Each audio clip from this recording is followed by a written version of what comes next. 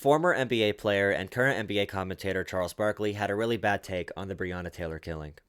Just bad the young lady lost her life. But, we do have to take into account that her boyfriend did shoot at the cops and shot a cop. So, like I say, even though I'm really sorry she lost her life, I don't think that we can just say we can put this in the same situation with George Floyd and Ahmaud Arbery. I just don't believe that. All right, so I'm going to present his argument in what I think is the best light. So he's essentially saying that this was not racially motivated, like Ahmaud Arbery and George Floyd clearly was. The cops were doing their jobs. They went into the house and they got shot at and they returned fire. He's saying that that was not racially motivated.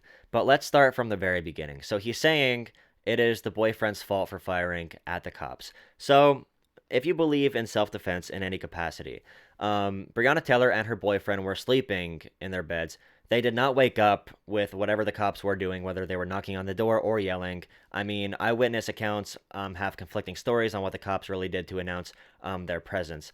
But they woke up when the cops used the battering ram to enter the home. So any sensible gun owner that believes in self-defense, you hear someone barge in your home. You do not know they're cops. You have no idea who's in your house. You are going to shoot at these intruders. In fact, after the cops went past the boyfriend and already killed Breonna Taylor, the boyfriend called 911 saying, "Someone's in my house. They shot my girlfriend." He had no idea they were cops. So how do you eliminate that? You do not lessen the role that the police played. You cannot just fire into the darkness when you are entering a no-knock warrant. You cannot fire into the darkness and or after receiving a shot. That's not how it works when you could return fire. That's not how return fire works. And also, Charles Barkley should be saying the issue here is the no-knock warrant. The people in the house had no idea the cops were coming. And why were the cops coming? For drug charges, the war on drugs. Why not attack that as well, Charles Barkley?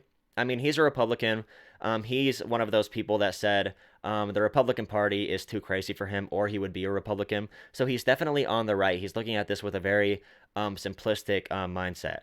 But no matter what, the boyfriend of Breonna Taylor was justified in shooting at home intruders. He did not know they were cops, and it's 100% clear that this is the case. Now, we have so many other systemic issues, like Breonna's law that was proposed by the state representative in Kentucky, Atticus Scott, the one who got arrested as a political prisoner. We have that law that would erase no-knock warrants. So that should be something Charles Barkley should be talking about. He shouldn't be saying, like, okay, this isn't the same as Ahmaud Arbery and George Floyd, because we know how race plays into the policies we have today. It's implicit bias. When you're talking about no-knock warrants, who is going to get no-knock warrants? Breonna Taylor and her boyfriend had no criminal record. We know that the legal system charges black people more than white people. We know that cops are more likely to do a no-knock warrant on a black home and suspect black people and profile black people more than white people. It is racially motivated. Maybe it was just terrible policing at the point when they were in the house